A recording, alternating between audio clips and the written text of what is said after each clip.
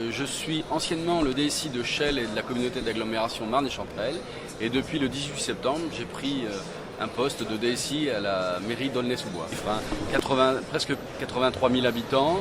Il n'y a pas d'intercommunalité au sens où on l'entend comme dans l'agglomération de Shell, mais il y a des réflexions qui sont en cours a priori, comme dans toutes les villes en France.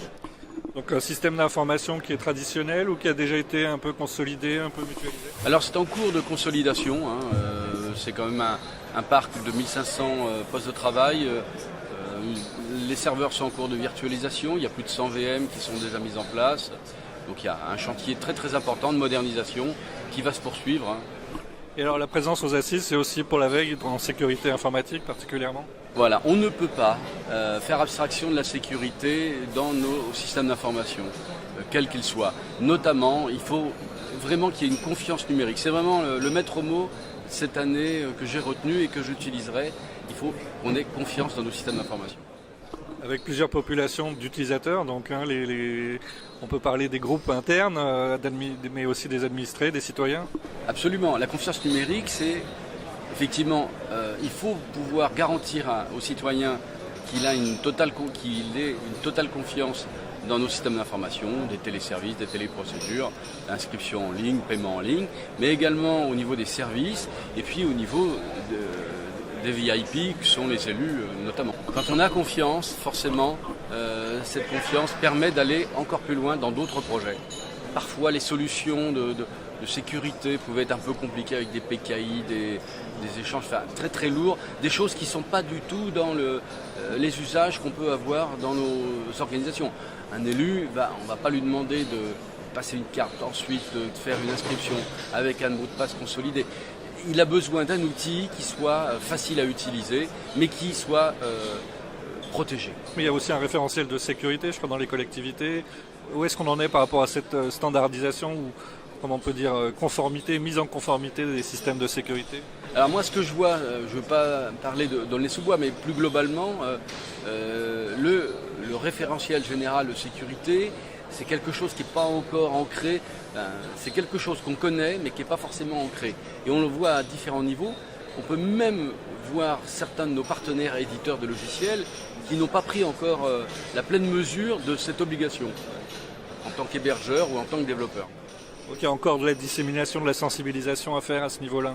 Je crois que c'est un éternel combat. La confiance numérique, c'est vraiment le maître mot que je retiendrai cette année au niveau de mes projections, de ma vision du système d'information. Est-ce que vous avez découvert un nouvel entrant ou des services un peu innovants? Oui, j'ai notamment une société là, qui a retenu toute mon attention, qui s'appelle Logging People. Et j'ai trouvé que leur solution d'ADN numérique, permettait une simplification, notamment dans l'identification, la protection et l'accès aux données. Et ça, je trouve que c'est quelque chose de fondamental. Simplifier les choses, mais de garantir que la sécurité est bien là, au rendez-vous. Vous avez besoin aussi d'outils de traçabilité, de tableaux de bord de sécurité pour vérifier qui accède à quoi, quand, comment? On est toujours obligé d'avoir des tableaux de bord. Je dirais une des difficultés qu'on peut avoir avec des équipes techniques, c'est qu'elles pensent la solution, alors qu'effectivement le DSI que je suis, lui, il pense pilotage. Et il y a parfois des antinomies. Mais oui, on est obligé de vivre avec des tableaux de bord, de savoir ce qui se passe, avoir les top 10 des alertes, de façon à pouvoir se concentrer sur ce qui ne marche pas ou sur ce qui nous met en danger et pas sur le reste. Alors les collectivités sont au centre de la modernisation de l'État, avec des e-services à développer en particulier. Quelles sont les technologies innovantes qui vous permettent, selon vous, d'avoir vraiment des services un peu disruptifs dans les collectivités à présent? Alors là, je vais parler plus généralement, parce que j'ai trop peu d'ancienneté dans la collectivité d'Aulnay-sous-Bois pour pouvoir en parler, mais plus globalement, il faut simplifier le fonctionnement pour l'usager. Je vais prendre un exemple très simple. À titre personnel, donc j'ai un login et un mot de passe pour aller consulter mon compte bancaire, j'ai un login et un mot de passe pour faire ma déclaration d'impôt, j'ai un login et un mot de passe pour aller sur des sites d'e-commerce, et ça je peux le décliner à l'infini. Donc quand je suis une collectivité locale, il faut que je propose un service où ce soit simple pour l'usager. Il ne doit pas se souvenir de 15 mots de passe, 15 logins, parce qu'il y aura 15 services différents. Ça c'est toute la complexité. C'est à vous de gérer derrière cette fédération d'identité. Voilà, on est bien dans la logique de fédération d'identité, de gestion d'identité. Il faut que les choses compliquées, ça soit pour la DSI, mais par contre l'usager doit avoir un service simple qui soit mis à sa disposition. Et plus c'est simple, plus c'est facile, plus il sera utilisé. Alors est-ce que vous fixez comme objectif justement d'y parvenir et à quel horizon à Aulnay-sous-Bois? Ça c'est un objectif effectivement que je vise. Je n'ai pas de calendrier, mais en tout cas c'est quelque chose quoi, il faut tendre.